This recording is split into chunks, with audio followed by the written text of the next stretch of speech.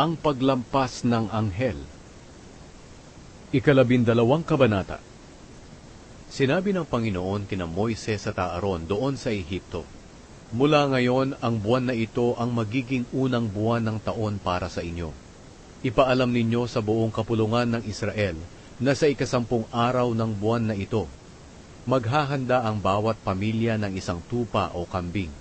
Kung maliit lang ang isang pamilya at hindi makakaubos ng isang tupa, maghati sila ng kapitbahay niya. Hatiin nila ito ayon sa dami nila at ayon sa makakain ng bawat tao. Kailangang piliin ninyo ang lalaking kambing o tupa na 1 taon pa lang at walang kapintasan. Alagaan ninyo ito hanggang sa dapit hapon ng 14 na araw ng buwan. Ito ang panahon na kakatayin ng buong kapulungan ng Israel ang mga hayop.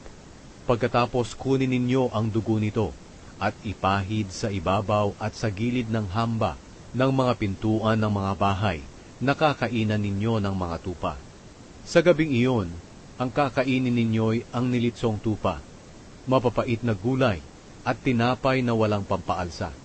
Huwag ninyong kakainin ng hilaw o nilaga ang karne, kundi litsunin ninyo ito ng buo, kasama ang ulo, paa at mga lamang loob. Ubusin ninyo ito, at kung may matira kinaumagahan, sunugin ninyo. Habang kumakain kayo, handa na dapat kayo sa pag-alis. Isuot ninyo ang inyong mga sandalyas at hawakan ang inyong mga baston, at magmadali kayong kumain. Ito ang pista ng paglampas ng anghel na ipagdiriwang ninyo bilang pagpaparangal sa akin. Sa gabing iyon, dadaan ako sa Ehipto at papatayin ko ang lahat ng panganay na lalaki ng mga Ehipsyo, pati na ang panganay ng kanilang mga hayop. Parurusahan ko ang lahat ng Diyos ng Ehipto. Ako ang Panginoon. Ang dugong ipinahid ninyo sa hamba ng pintuan ninyo, ang magiging tanda na nakatira kayo roon. Kapag nakita ko ang dugo, lalampasan ko ang bahay ninyo, at walang salot na sasapit sa inyo kapag pinarusahan ko ang Ehipto. Dapat ninyong tandaan ang araw na ito magpakailanman. Ipagdiwang ninyo ito taon-taon bilang pista ng pagpaparangal sa akin.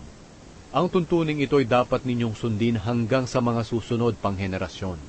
Sa loob ng 7 araw, kakain kayo ng tinapay na walang pampaalsa. Sa unang araw, alisin ninyo ang lahat ng pampaalsa sa bahay ninyo. Dahil ang sino mang kumain ng tinapay na may pampaalsa, mula sa una hanggang sa 7 araw, ay hindi ituturing na kabilang sa Israel. Sa una at sa 7 araw, magtipon kayo para sumamba sa akin. Huwag kayo magtatrabaho sa araw na iyon, maliban na lamang sa paghahanda ng pagkain na kakainin ninyo. Ito lang ang gagawin ninyo. Ipagdiwang ninyo ang pista ng tinapay na walang pampaalsa, dahil magpapaalala ito sa inyo ng araw na inilabas ko ang bawat lahi ninyo mula sa Ehipto. Ipagdiwang ninyo ito magpakailanman, bilang tuntunin na dapat sundin hanggang sa mga susunod pang henerasyon. Simulan ninyong ipagdiwang ito sa dapit hapon ng 14 na araw ng unang buwan, hanggang sa dapit hapon ng 21 araw. Kakain kayo ng tinapay na walang pampaalsa. Sa loob ng 7 araw, dapat walang makitang pampaalsa sa bahay ninyo. Ang sinumang kumain ng tinapay na may pampaalsa, katutubo na Israelita man o hindi, ay ituturing na hindi na kabilang sa mamamayan ng Israel.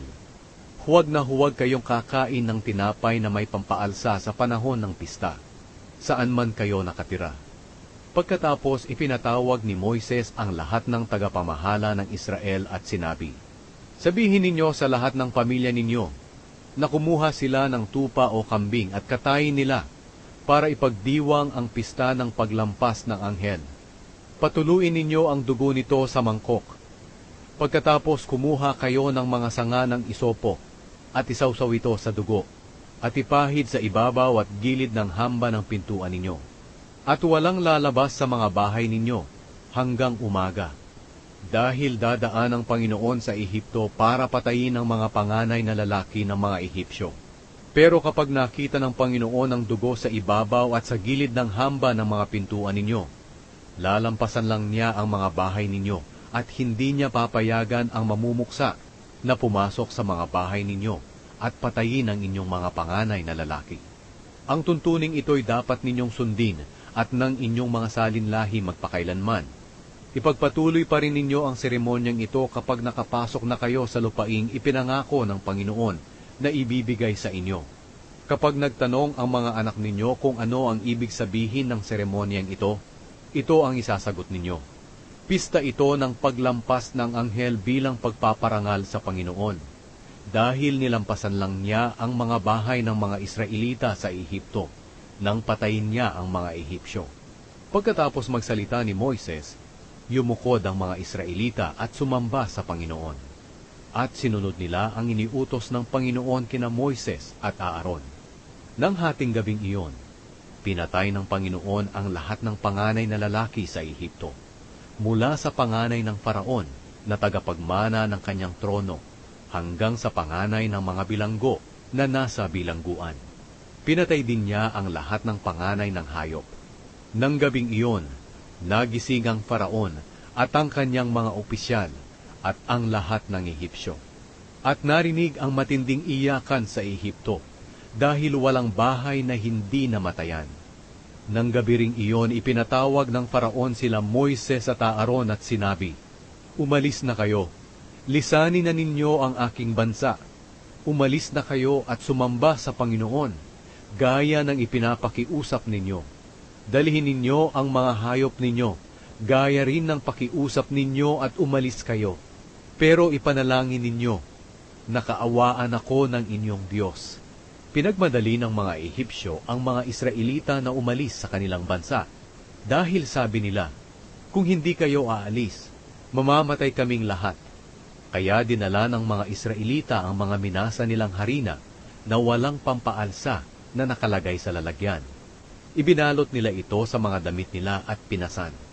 Sinunod ng mga Israelita ang sinabi sa kanila ni Moises na humingi sa mga Ehipsyo ng mga alahas na pilak at ginto at mga damit. Niloob ng Panginoon na maging mabuti ang mga Ehipsyo sa mga Israelita, kaya ibinigay ng mga Ehipsyo ang mga hinihingi nila. Sa ganitong paraan, nasamsam nila ang mga ari-arian ng mga Ehipsyo. Naglakbay ang mga Israelita mula Rameses papuntang Sukot.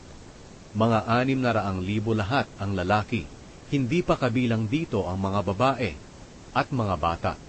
Marami ring mga dayuhan ang sumama sa kanila, at marami silang dinalang hayop.